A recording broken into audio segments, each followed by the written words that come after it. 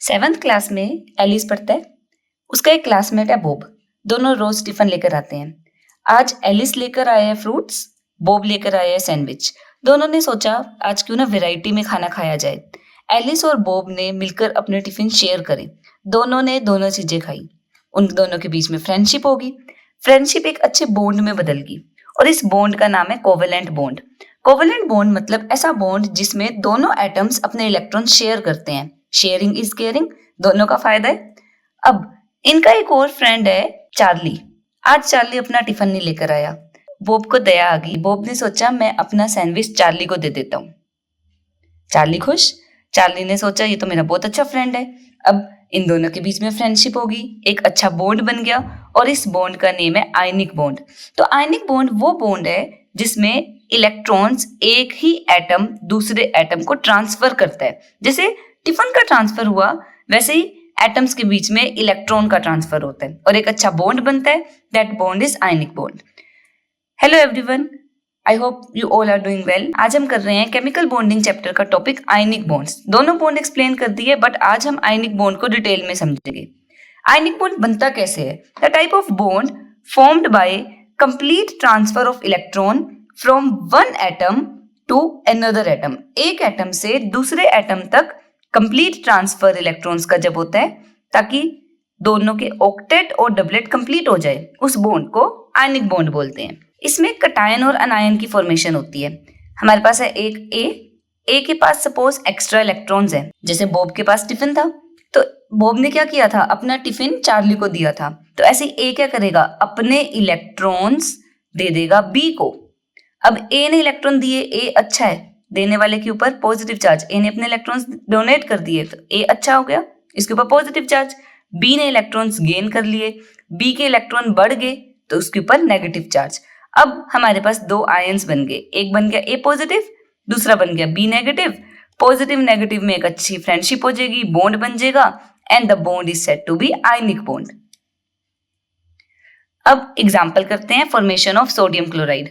Sodium Na, number 11, electronic configuration 281। Sodium के last shell में एक इलेक्ट्रॉन है। Chlorine number 17, electronic configuration 287। Chlorine के लास्ट शेल में 7 वैलेंस इलेक्ट्रॉन्स है।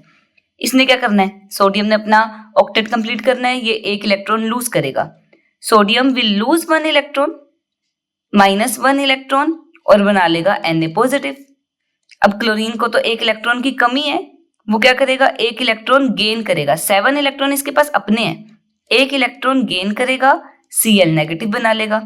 तो अब हो क्या रहा है, सोडियम के पास एक इलेक्ट्रॉन था, क्लोरीन के पास। अब मैं क्लोरीन के इलेक्ट्रॉन्स को डिफ्रेंशिएट करने के लिए क्रॉस से रिप्रेजेंट कर रही हूँ। सोडियम अपना ये एक इलेक्ट्रॉन क्लोरीन को डोनेट कर देगा, सोडियम बन गया Na पॉजिटिव। क्लोरीन के पास अपने 7 इलेक्ट्रॉन्स थे, एक इलेक्ट्रॉन इसने सोडियम का ले लिया, इसके ऊपर आ गया नेगेटिव चार्ज। सोडियम पर पॉजिटिव चार्ज था, क्लोरीन पर नेगेटिव चार्ज, बन गया नमक NaCl।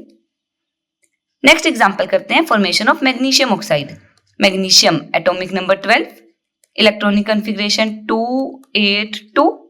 Oxygen atomic number 8, 2,6। Magnesium के पास 2 फालतू इलेक्ट्रॉन है और ऑक्सीजन के पास 2 इलेक्ट्रॉन की कमी है। बन जाएगी बात, मैग्नीशियम के पास 2 इलेक्ट्रॉन्स हैं, वो अपने 2 इलेक्ट्रॉन्स किसी एक एटम को दे सकता है, means it forms cation. Oxygen के पास 6 इलेक्ट्रॉन्स हैं, ऑक्सीजन को 2 इलेक्ट्रॉन किसी और एटम के चाहिए, ये गेन करेगा और O2 नेगेटिव बनाएगा जब इसके 8 इलेक्ट्रॉन्स कंप्लीट हो जाएंगे। देने वाला भी तैयार, लेने वाला भी तैयार। मैग्नीशियम है देने वाला, 2 इलेक्ट्रॉन देगा, ऑक्सीजन है लेने वाला, 2 इलेक्ट्रॉन ले लेगा। इसने ये अपने दोनों इलेक्ट्रॉन्स ऑक्सीजन को दे दिए। मैग्नीशियम पर आ गया 2 पॉजिटिव चार्ज, ऑक्सीजन पर आ गया 2 नेगेटिव चार्ज। ऑक्सीजन के पास अपने 6 इलेक्ट्रॉन्स थे, 2 इलेक्ट्रॉन्स इसने मैग्नीशियम के ले लिए। नेक्स्ट क्वेश्चन है formation of calcium fluoride. Calcium fluoride बनाना है। Calcium atomic number 20, electronic configuration 2882। Fluorine atomic number 9, 2,7।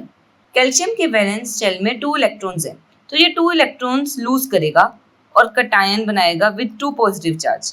Fluorine के वैलेंस शेल में 7 इलेक्ट्रॉन्स हैं। इसके पास एक इलेक्ट्रॉन ऑक्टेट से कम है, तो ये एक इलेक्ट्रॉन गेन करेगा एंड फ्लोराइड आयन बनाएगा। अब कैल्शियम तो 2 इलेक्ट्रॉन लूज करना चाहता है, बट फ्लोरीन को तो चाहिए ही एक इलेक्ट्रॉन। क्रिस क्रॉस मेथड देखो, कैल्शियम में 2 चार्ज, फ्लोरीन में 1 चार्ज, फॉर्मूला बन गया CaF2। मतलब कैल्शियम की फ्रेंडशिप 2 फ्लोरीन के साथ होगी।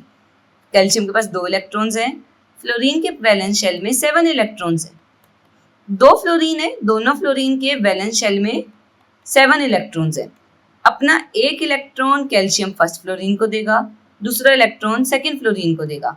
कैल्शियम पर आ गया 2 पॉजिटिव चार्ज, ये तो ऑक्टेट कंप्लीट कर गया। फ्लोरीन के पास 7 इलेक्ट्रॉन्स अपने थे, एक इलेक्ट्रॉन इसने फ्लोरीन का ले लिया, इस पर आया नेगेटिव चार्ज। ऐसे दूसरे फ्लोरीन के पास 7 इलेक्ट्रॉन्स अपने थे, इसने एक इलेक्ट्रॉन कैल्शियम का ले लिया, इस पर आ गया नेगेटिव चार्ज और स्ट्रक्चर फॉर्म हो गया CaF2। अब कर रहे हैं फैक्टर्स अफेक्टिंग आयनिक बॉन्ड। कौन से फैक्टर्स है जिन पर आयनिक बॉन्ड डिपेंड करते हैं? क्या किया था, बोब ने अपना टिफिन चार्ली को दिया था। बोब देना चाहता था टिफिन, तभी तो उनके बीच में फ्रेंडशिप हुई। अगर बोब सोचता मुझे क्या लेना देना, मैं नहीं देता टिफिन चार्ली को, क्या इनके बीच में फ्रेंडशिप होती? नहीं होती ना। मतलब जब तक एक एटम अपने इलेक्ट्रॉन्स देने के लिए रेडी नहीं है, तब तक कोई बॉन्ड नहीं बनेगा। अब मुझे सोडियम के लास्ट इलेक्ट्रॉन को निकालना है, उसके लिए एनर्जी लगेगी। वो एनर्जी जो मुझे रिक्वायर्ड है किसी इलेक्ट्रॉन को निकालने के लिए, उसे आयनाइजेशन एंथैल्पी बोलते हैं। So ionisation enthalpy is amount of energy required, कितनी एनर्जी की रिक्वायरमेंट है to remove electron from outermost shell of isolated atom. किसी भी एटम के लास्ट शेल से मुझे इलेक्ट्रॉन निकालने के लिए कितनी एनर्जी देनी पड़ रही है, उस एनर्जी को आयनाइजेशन एंथैल्पी बोलते हैं। जितनी जल्दी इलेक्ट्रॉन निकलेगा मतलब कम एनर्जी देनी पड़ेगी, मतलब इलेक्ट्रॉन जल्दी रिमूव होगा, जल्दी कटायन बनेगा, उतना स्ट्रॉन्ग आयनिक बॉन्ड होगा। Less is the ionisation enthalpy, जितनी कम एनर्जी रिक्वायर्ड है उतना जल्दी इलेक्ट्रॉन निकलेगा, आयनिक बॉन्ड बनने के चांस उतने ज्यादा है। अब अगर सपोज करो चार्ली ईगोसेंट्रिक होता, चार्ली कहता मैं नहीं लेता तेरा सैंडविच, क्या इनके बीच में फ्रेंडशिप हो पाती? नहीं। तो मतलब अगर इलेक्ट्रॉन गेन करने के लिए दूसरा एटम रेडी ही नहीं है, ए देने को तैयार है अपना इलेक्ट्रॉन, ए कह रहा है मेरा इलेक्ट्रॉन ले ले, पर बी रेडी नहीं है, बी कह रहा है मैं नहीं लेता, तो क्या कोई बॉन्ड बनेगा? नहीं बनेगा। तो इसे बोलते हैं इलेक्ट्रॉन गेन एंथैल्पी, कि कितना एनर्जी चेंज आ रहा है जब मैं एक एक्स्ट्रा इलेक्ट्रॉन ऐड कर रही हूँ किसी एक एटम में, ताकि वो नेगेटिव बन जाए। Higher is the electron affinity, जितनी ज्यादा इलेक्ट्रॉन एफिनिटी होगी, ये जितना ज्यादा बी रेडी होगा, be must be ready to gain electron, जितना ज्यादा बी रेडी होगा इलेक्ट्रॉन को गेन करने के लिए, उतना स्टेबल नेगेटिव आयन बनेगा, उतना स्ट्रॉन्ग आयनिक बॉन्ड होगा। थर्ड फैक्टर है लैटिस एंथैल्पी। बोब टिफिन देने को रेडी है, चार्ली टिफिन लेने को रेडी है। एक बार ही टिफिन लिया, टिफिन दिया, बट फिर उसके बाद कोई दोनों फ्रेंडशिप रखना ही नहीं चाहते, मतलब कोई फायदा नहीं, आयनिक बॉन्ड फ्रेंडशिप होगी ही नहीं। मतलब एक बार ए पॉजिटिव बन गया, बी नेगेटिव बन गया, इन दोनों के बीच में अट्रैक्शन है। उस अट्रैक्शन के वक्त कितनी एनर्जी रिलीज हो रही है? Energy released when gaseous positive ion and negative ion combine, ये दोनों कंबाइन करके आयनिक कंपाउंड बना रहे हैं, उस वक्त कितनी एनर्जी रिलीज हो रहे हैं, उस एनर्जी को लैटिस एंथैल्पी बोलते हैं।